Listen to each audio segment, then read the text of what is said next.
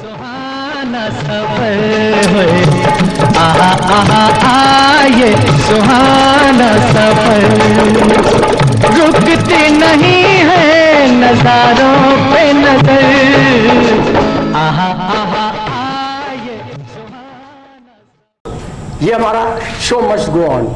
आज हमारे सामने वरिष्ठ रंगकर्मी शिवशरण मिश्रा जी हैं। वरिष्ठ रंगकर्मी जो साहित्यकार भी हैं, थिएटर भी करते हैं और लिखते भी हैं, डायरेक्शन भी इनका है। चलिए आज बहुत सालों बाद इनसे मुलाकात हो रही है, आज इनके रूबरू होते हैं और इससे अपनी इनकी बातचीत करते हैं शो मस्ट गो ऑन में। नमस्कार शिवराज जी। नमस्ते। मैं इतने साल के बाद आपसे मुलाकात हो रही है इस शो मस्ट गो ऑन में, और मैं चाहता हूँ कि आप दर्शकों को, आपने किस सन से थिएटर को शुरू किया? रंगकर्म तो एक्चुअल में मैं बचपन से कर रहा हूँ। जब मैं कक्षा 8 में भी था तो उस समय भी मैं थिएटर कर रहा था, लेकिन जो एक कहना चाहिए कि मजबूत शुरुआत हमारी वो 1986 से होती है, 1986 से। उसमें मैंने सबसे पहला एक प्ले लिखा था जो खुद का ही लिखा हुआ था, जीवन संघर्ष। अच्छा। उसे मैंने मर्चेंट चेंबर हॉल में किया। इसके बाद मेरा दूसरा एक प्ले मेरे ही लिखा हुआ पतझड़, उसे भी हमने चेंबर में ही किया। और तीसरा हमारा प्ले हमारा समाज, ये भी मेरा ही लिखा हुआ है और इसे भी हमने चेंबर में ही किया था।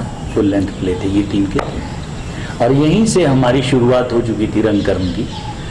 और रंगकर्म के साथ इतना ज़बरदस्त हमारा लगाव रहा शुरू से ही कि यूँ सोचो कि जब भी कोई हम करेक्टर करें या कोई भी हम अभिनय करते हैं तो पूरी तरीके से एक जो स्वानुभूति होती है जिसे हम आनंद कहते हैं, वो जो प्राप्ति है वो मुझे उसमें मिलती है जाकर के। थोड़ी देर के लिए जब कोई हम करेक्टर करते हैं या कोई भी करेक्टर करता है तो वो अपनी बहुत सारी वर्तमान की चिंताओं से दूर होकर के, या भूत की चिंताएं, भविष्य की चिंताएं, इनसे दूर होकर के प्योरली जो है वो प्रेजेंट में आ जाता है और वो हट जाता है, खसक जाता है वहाँ से। तो वो जो आनंद है वो मुझे इस तरफ खींचता चला गया, मुझे बांधता गया। तो आपने पहले गुरु आपके कौन थे जिन्होंने थिएटर? सबसे पहले जो थिएटर में कहेंगे शुरुआत की थी हमारे R.K. वर्मा जी थे। R.K. वर्मा जी, हाँ, वो उन्होंने एक इंस्टीट्यूशन खोला था बर्रा में।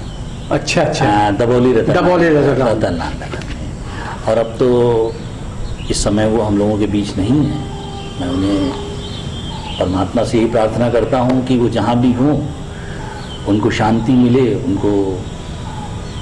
उनका परमात्मा का सामीप्य मिले। और वहीं से हमारी धीरे धीरे शुरुआत होती चली गई। तो आपने प्रॉपर कानपुर में रंगमंच को कहीं सीखा भी है कि? सीखने के साथ ही साथ आप जैसे बड़े लोगों के साथ भी जुड़ा रहा। पंडित विजय दीक्षित जी हैं हमारे एक रंगकर्मी। अच्छा।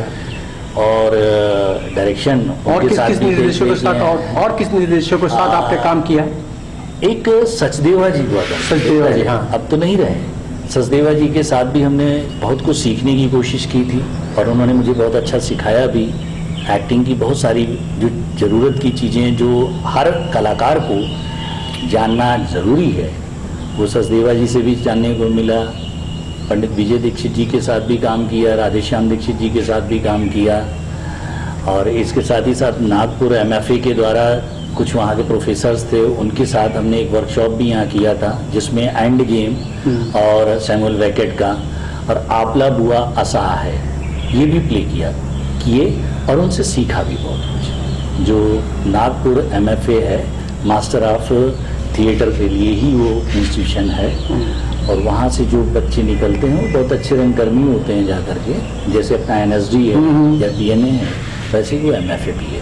तो उन लोगों के साथ भी जुड़ करके काम किया। तो आपने सीखने के साथ साथ निर्देशन का काम भी कब संभाला? निर्देशन का काम मैंने संभाला, वैसे तो मेरी इच्छा हमेशा सीखने की रही है कि किसी अच्छे निर्देशक के साथ काम करेंगे तो सीखने का अवसर मिलेगा। लेकिन विगत 2017 में हमने आषाढ़ का एक दिन उठाया और उस दौरान मेरे पास डायरेक्शन के लिए पंडित जी भी कहीं बाहर गए हुए थे, राधेश्याम जी और विजय दीक्षित जी भी, तो कोई हमें पता नहीं चला था। मैंने कहा चलो मैं ही ट्राई करता हूँ।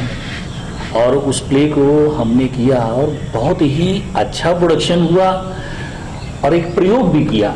सबसे बड़ा प्रयोग एक ये किया कि मैंने अपने ही ग्राउंड में, जो हमारा गुंडा विद्यालय है, विद्यालय चला काफी गया। बड़ा ग्राउंड है, उसी ग्राउंड में मैंने फर्श पर, मतलब जो कच्ची जमीन है, उसी पे सेट लगाया, पूरा अच्छा। झोपड़ी बनाई और जमीन पर बैठने वाले लोगों के लिए हमने वो लगा दिया, दरी वगैरह और चादरा बिछाया और पीछे हमने कुर्सी वगैरह डलवाई, ताकि कुछ लोग आगे बैठे भी पीछे कुर्सी। क्योंकि अमूमन होता क्या है कि जो ओपन थिएटर भी होते हैं वो भी एक स्टेज बना करके ही करते हैं, एक थोड़ा सा मंच हाइट दे देते हैं उसको, लेकिन हमने कहा हम हाइट नहीं देंगे, हम बराबर में करेंगे, जनता से जुड़ाव होगा और वो लोग महसूस करेंगे कि हम भी उसी के पात्र है। उसमें मैंने मेन लीड भी किया था कालिदास वाला प्रोग्राम देखे, यहाँ भी शायद उसमें भी हमने कालिदास का किया और इसके बाद इस प्ले को हमने पूना में किया, टिकट शो जा करके। क्या नाम है उसका, बाल गंधर्व। अच्छा। हाँ, वहाँ पर इसका शो किया। इसके बाद हमने इसका जो है, जो इलाहाबाद में है अपना सांस्कृतिक का क्या नाम, निदेशालय नहीं है, इलाहाबाद में जो हाँ है मध्य क्षेत्र, मध्य क्षेत्र में उसका एक शो किया। इसके बाद हमने PSIT में भी इसका शो, कानपुर कई जगह इसके शोज किए। उसके बाद कोफा भी किया और इसके बाद तो हमने फिर किया था गोदान किया, उसके भी हमने कई शो किए, वो भी बहुत पॉपुलर हुआ। आज भी अगर आप PSIT में जाएं और कहें कि गोदान कौन करने आया था, तो आपको बहुत अच्छी तरह से बताएंगे कि हाँ ऐसे ऐसे हुआ।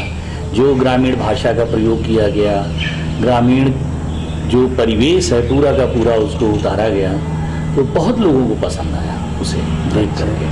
तो अब भी थिएटर तो आप करें और आप साहित्य भी कर रहे हैं। साहित्य के साथ ही साथ मेरा एक YouTube चैनल भी चल रहा है। अच्छा। जिसमें करीबन 13,000 सब्सक्राइबर अभी तक हो गए हैं और उसमें हमारे बहुत सारे वॉइस ओवर कैसे किया जाए सही, उस पर भी बहुत सारी चीज़ें हैं पड़ी हुई और मोटिवेशनल स्पीचेस हैं, बहुत सारी हमारी पॉपुलर स्पीचेस उसमें पड़ी हुई हैं, जिसके जो व्यूज़ वगैरह हैं वो बहुत लाखों की संख्या में हैं। अच्छा। और लेखन भी होता है, मेरी एक मोटिवेशनल बुक भी मैं लिख चुका हूँ। नाटक लिख रहे हैं कि नाटक नहीं है, वो नाटक नहीं है, वो साहित्य के ऊपर है, साहित्य से रिलेटेड जो मोटिवेशन है उसके ऊपर वो लिख रहे हैं।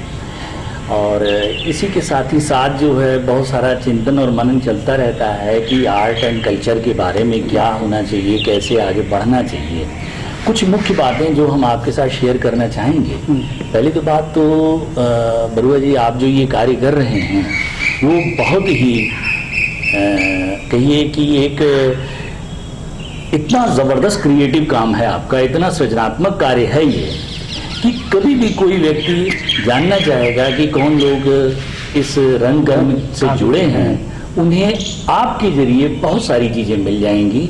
ये आपका इस रंगमंच के लिए एक बहुत बड़ा कहना चाहिए सहयोग है और एक बहुत बड़ा श्रेय आपको जाएगा भविष्य में भी। दूसरी बात, आज की जो व्यवस्था है, सबसे पहले अगर हम लोगों की समझ में एक बात अच्छी तरह आ जाए कि संस्कृति, साहित्य और कला, रंगमंच ये एक ऐसी विधाएं हैं हमारे आपके जीवन में जी, जिन्हीं की अगर हम अपनाते हैं तो हम बहुत सारी बुराइयों से अपने आप दूर हो जाते हैं। मनुष्य जब आर्ट, कल्चर, साहित्य से जुड़ता है तो उसके अंदर इमोशंस क्रिएट होते हैं, उसके अंदर फीलिंग्स क्रिएट होती हैं, यहाँ तक कि सेंसिटिविटी जो है अगर पैदा होती है तो इनके जरिए जो है उसके अंदर जो एक संवेदनशीलता आती है।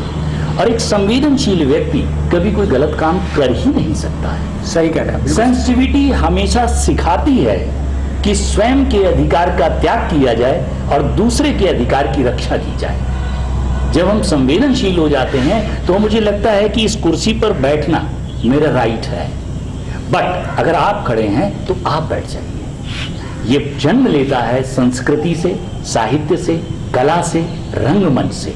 और एक और बात है, किसी भी देश की उन्नति, किसी भी देश की उन्नति इसी चीज से नापी जाती है, जिस देश की संस्कृति, जिस देश की कला, जिस देश का साहित्य मजबूत होता है, जहां के कलाकार खुश होते हैं, वो देश अपने आप खुशहाल बनता है। एक बात कही जाती है कि अगर हमें किसी देश का विनाश करना है तो उस देश की संस्कृति, उस देश का साहित्य, उस देश की कला, उस देश के कलाकारों को खत्म कर दीजिए, देश अपने आप खत्म हो जाएगा। सही कहा, बिल्कुल सही। आज भारत को बहुत जरूरत है हमारे पुरानी ही जो परंपराओं में थी, स्कंदगुप्त और तुम्हारे समुद्रगुप्त के टाइम पर, समुद्रगुप्त के लिए कहते हैं कि वो वीणा वादन भी करते थे, थिएटर भी करते थे, लेखन भी करते थे, कलाकारों को प्रश्रय भी मिलता था। आज भारत की बहुत सारी संस्कृति जो देखने के लिए दुनिया के लोग आते हैं, वो इसी की वजह से तो आते हैं। हम सोने की चिड़िया कहलाते थे, इसलिए नहीं कहलाते थे कि हमारे पास धन संपदा बहुत थी, हम इसलिए कहलाते थे कि हमारी संस्कृति, हमारा साहित्य, हमारी कला, हमारा रंगमंच पूरे विश्व में जो है लोगों को एक दूसरे से जोड़ता है और जोड़ता रहा है। आज अगर उसकी कमी हो रही तो सुनिश्चित समझिए कुछ भी हो जाए, हम उन्नति नहीं कर सकते। अगर उन्नति करनी है तो सबसे पहले हमारी आर्ट को, हमारे साहित्य को, हमारी जितनी रचनात्मक कलाएं हैं उनको आगे बढ़ाना होगा, तभी देश आगे बढ़ेगा। बहुत सही बात कही आपने। तो हम ये चाहते कि आपके रंगमंच अपने कानपुर से बहुत कम होता जा रहा है, जिसका भी कुछ। देखिए, रंगमंच का कम होना जो है ना, ये एक जिम्मेवारी हमारे पूरे समाज की भी है, हमारी सरकार की भी है, और हमारे साथ जो परिवार के लोग जुड़े हैं उनकी भी जिम्मेवारी है। ये वो चीज है जिसे कि हर हाल में आगे बढ़ाना होगा। ये ऑक्सीजन है हमारे समाज की, हमारे देश की, हमारे राष्ट्र की। अगर ये ऑक्सीजन कम अगर हो रही है तो निश्चित समझो कि हमारे फेफड़े फूलने लगेंगे, हमारी दम निकलने लगेगी। इन्हें बढ़ाना बहुत जरूरी है कैसे भी। तो मेरा यही है कहना कि इन चीजों को जितना ज्यादा आप प्रश्रय दे सकें, जितना ज्यादा इन्हें आगे बढ़ा सकें, जितना ज्यादा इन्हें ऊंचाइयां मिल सकें, तो मेरे दिमाग में एक फ्लेक्सिबिलिटी आती है, एक तरलता आती है, प्लास्टिसिटी आती है ना। अकड़ा हुआ आदमी किसे कहते हैं? मुर्दे को। मुर्दा अकड़ा हुआ, फ्लेक्सिबिलिटी नहीं है। तो जो चीज हमें फ्लेक्सिबल कर रही है, यानी जो चीज हमें जीवन दे रही है, उस जीवन देती हुई चीज को हमें आगे बढ़ाना होगा, तभी हम जीवंत हो सकते हैं। आप बहुत सही बात कह रहे हैं, हमें भी बहुत सी जानकारी आपसे मिली। मगर ये थिएटर तो आप पहले से भी करते थे, आप भी कर रहे हैं, अब भी कर रहे हैं। बिल्कुल, मैं थिएटर भी करता हूँ और पेंटिंग भी करता हूँ। अच्छा, पेंटिंग। इसके साथ मेरी पेंटिंग्स की एग्जीबिशन इंग्लैंड में भी लग चुकी है। अच्छा। और भारत के कई क्षेत्रों में हमने एग्जीबिशन की हैं, और बहुत बड़े बड़े घरानों में भी हमारी पेंटिंग्स लगी हुई हैं, जैसे LML ग्रुप है, खेतान ग्रुप है। अच्छा। वहाँ भी एग्जीबिशन लगी है। श्रीराम सेंटर, श्रीराम होंडा वाले हैं, इन सब के हमारी पेंटिंग्स हैं जो कि लगी हुई हैं। तो मैंने जो स्वयं से जाना बरुआ जी, वो ये जाना कि जिस समय आप पेंटिंग में लगते हैं तो आप एक ध्यान की अवस्था में पहुंच जाते हैं, एक गहरे ध्यान में जाने लगते हैं। जिस समय आप रंगमंच में कोई किरदार निभाते तो अपने कैरेक्टर धीरे धीरे धीरे धीरे धीरे धीरे आप जो है विलीन होने लगते हैं। और यही तो एक हमारी उच्चतम अवस्था है हमारे मस्तिष्क की। मगर एक बात है, आपसे ज्यादा पहले के जो हम लोग डिवोटी लड़के, अब देखते रंगमंच में तो समय नहीं दे पाते, और आते तो फट से एक ही में एक्टर और डायरेक्टर सब बन जाते हैं। इसका क्या हमारे इसका कारण एक यही है कि बच्चों के अंदर जो सीखने की ललक है, वो उसकी कमी, और उसकी कमी होने के कारण ही हम जो है ये सोचते हैं कि अब हमें बहुत कुछ आ गया है। एक बात आपके साथ शेयर करते हैं। स्टीव जॉब्स,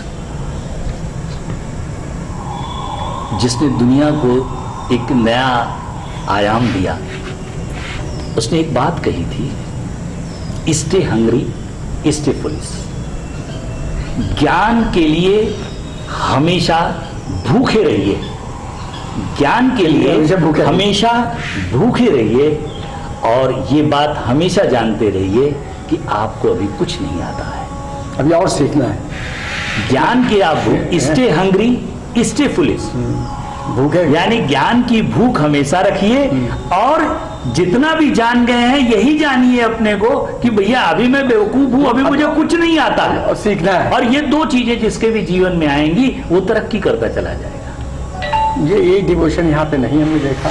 आजकल तो पहले के रिहर्सल समय से आते थे, अब रिहर्सल समय से भी नहीं आते लोग, और एक बार डांट दो तो गुस्सा हो जाते थे। पहले गुरु अगर डांट देते तो हम लोग उस चीज को फॉलो नहीं करते थे। देखिए समस्या वहीं खड़ी होती है जब हम जो है कोई भी चीज को ये जान लेते हैं कि भैया हम बहुत कुछ हैं। यहाँ हमारा कहीं न कहीं बच्चों के अंदर एक ईगो खड़ा हो जाता है। और ईगो क्यों आता है? ईगो इसलिए आता है कि हम जानते नहीं है, हम में गहराई नहीं है। जब हम गहरे होते जाते हैं तो अपने आप हम विनम्र होते जाते हैं, शालीन होते जाते हैं, और जितनी कमी हमारे ज्ञान की होगी उतनी ही ज्यादा हम उथले होते हैं। और यही हमारे बच्चों में प्रॉब्लम हो रही है आजकल के समय में कि वो सीखना नहीं चाहते हैं, या उनके अंदर सीखने की प्रवृत्ति नहीं दी जा रही है, इसलिए वो जो है उनके अंदर ज्ञान की जो पिपासा है वो पैदा ही नहीं हो रही है। वो ये जान लेते हैं कि भैया हमने इतना बरुआ जी से सीख लिया है, अब हम बहुत कुछ जान गए। हमने पंडित जी के साथ एक नाटक कर लिया, अब तो हम डायरेक्टर हो गए। मैंने सोची पूरे जीवन से थिएटर कर रहा हूं, अभी 2017 में जाके मैंने डायरेक्ट किया। बहुत दिन तक आपने उसको मतलब एक युग बीत गया, उसके बाद मैंने डायरेक्शन की तरफ मुंह किया। मुझे आज भी लगता है कि अगर कोई अच्छा डायरेक्टर हो तो मैं उसके साथ काम करूं, और मुझे सीखने को अलग है। अब वही होता ही है, जितना भी सीखे काम है थिएटर में, और लोग सोचते हैं मैं ज्ञान हो गया मतलब। थिएटर के साथ ही साथ जीवन में भी हर वक्त सीखने के आयाम होते हैं, उन सीखने के लिए आप तत्पर रहिए। वही कहा ना, स्टे हंग्री, हमेशा भूखे रहिए ज्ञान के, और स्टे फुलिश, हमेशा जानिए यार अभी आप कुछ नहीं जानते हैं। ये दो चीजें आपकी आ जाएंगी तो अपने आप से आगे बढ़ते जाएंगे, और यही बच्चों को सिखाना होगा। दूसरी बात, आज जो मोबाइल है, जो आजकल ये सोशल मीडिया है, लोग किताबें नहीं पढ़ रहे हैं, बुक्स नहीं पढ़ रहे हैं। अब अगर किताब नहीं पढ़ोगे तो आपके अंदर वो चीजें कैसे डेवलप होंगी? हर व्यक्ति को महीने में कम से कम एक किताब जरूर पढ़नी चाहिए। अब आज के बच्चों से अगर पूछिए कि वेटिंग फॉर गोडो आपने पढ़ा क्या है? सैमुअल बेकेट का नहीं, या आप द एंड गेम पढ़ा, तो बच्चे बताएंगे कि यार मतलब अमूमन लोग जो है वो कहेंगे कि नहीं वो तो हमने भैया वो अभी नहीं, ये नहीं किया, वो नहीं किया। पढ़ना बहुत जरूरी है। जितना आप पढ़ते जाएंगे उतने ही आप विनम्र होते जाएंगे। सही कहा। उतनी आप शालीन होते जाएंगे। अभी डांट देंगे, मान लो कोई अपना गुरु डांटेगा तो आप तुरंत चुपचाप पड़ेगा। वही शालीनता, वो जरूरी है, पहला कदम है किसी भी चीज को जानने के लिए। बिल्कुल सही कहा। और मेरी एक सबसे रिक्वेस्ट है, भैया थिएटर होता रहना चाहिए, रंग कर्म होता ही रहना चाहिए। बच्चों को इस हम तो ये कहेंगे छोटे से ही रंग कर्म की शिक्षा, पेंटिंग की शिक्षा, इसके साथ ही साथ लेखन की ये चीजें, तो ये जब आपकी डेवलप हो जाती है ना तो आप एक सृजनात्मक व्यक्ति बनते हैं, आप एक क्रिएटिव व्यक्ति बनते जाते हैं। और क्रिएटिव होने का मतलब है कि आप परमात्मा के करीब होते जाते हैं, क्योंकि परमात्मा भी तो सृजन करता है ना, उसने भी तो इतनी दुनिया बनाई है। देखो ब्रह्मांड बनाए, आकाश, तारे, नक्षत्र निरंतर बनाता चला जा रहा है, बनाते ही चला जा रहा है, थक ही नहीं रहा है। तो जब हम भी क्रिएटिविटी करते हैं, सृजनशीलता करते हैं, तो हम परमात्मा के करीब होते जाते हैं, उसके निकट होते जाते हैं, यानी कि हम उसका अंश हैं, तो धीरे धीरे हम उसके करीब होते जाते हैं। बहुत सही बात आपने कही। दर्शकों, हम चाहते हैं कुछ संवाद भी, नाटक के संवाद भी दर्शकों को देखे। आप कितने नाटक किए हैं, कुछ संवाद हम चाहते हैं। बिल्कुल बिल्कुल।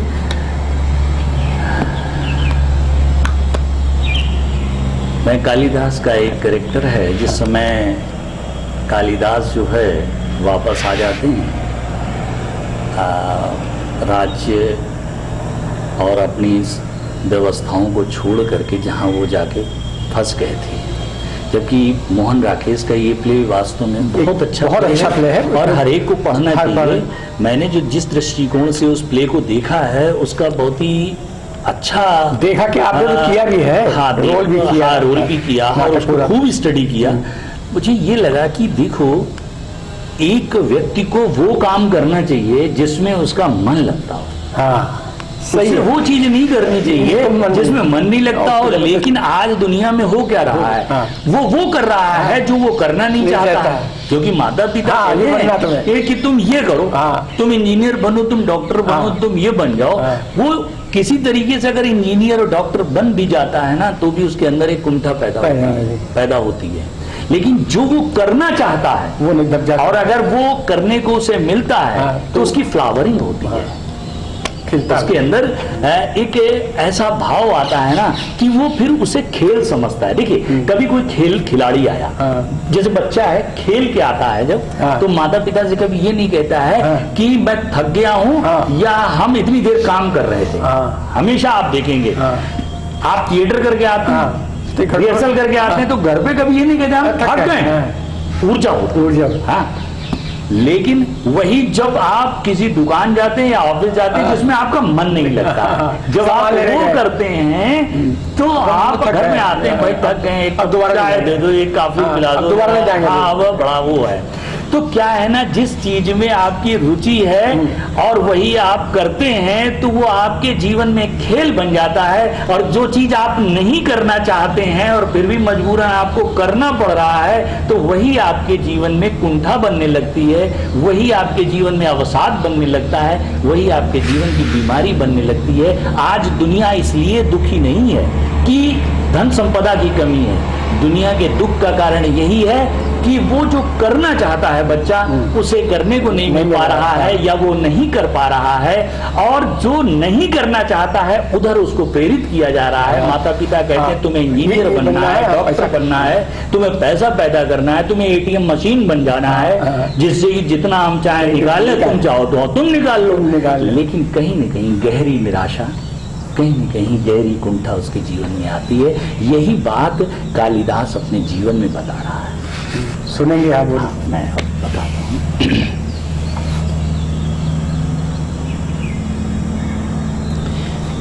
मल्लिका, मैंने बहुत बार अपने संबंध में और तुम्हारे संबंध में सोचा है। इसको कट कर देना, 1 मिनट बंद करो, फिर चालू कर दें, फिर कर दें। हाँ ठीक है,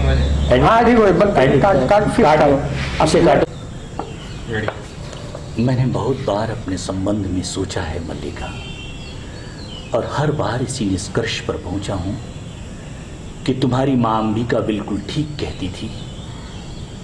मैं यहां से क्यों नहीं जाना चाहता था? एक कारण यह भी था कि मुझे अपने पर विश्वास नहीं था। मैं नहीं जानता था कि अभाव और भर्त्सना का जीवन व्यतीत करने के बाद प्रतिष्ठा और सम्मान के वातावरण में मैं कैसा अनुभव करूंगा। और ये आशंका निराधार आशंका नहीं थी। जब मैं यहां से गया, मैंने बहुत बार वहां सोचा कि मैंने वहां रह करके मैं बहुत कुछ लिखूंगा, और लोग भी यही सोचते हैं कि मैंने वहां रह करके बहुत कुछ लिखा। लेकिन सच है मल्लिका, मैंने वहां रह करके कभी कुछ भी नहीं लिखा। मैंने जब जब लिखने का प्रयत्न किया, मैंने जब जब लिखने का प्रयत्न किया, तुम्हारे और अपने जीवन के इतिहास को फिर दोहराया है। और जब भी उससे हट करके लिखना चाहा तो मेरी कविता प्राणवान नहीं हुई। रघुवंश में अज की पीड़ा मेरी ही वेदना की अभिव्यक्ति है,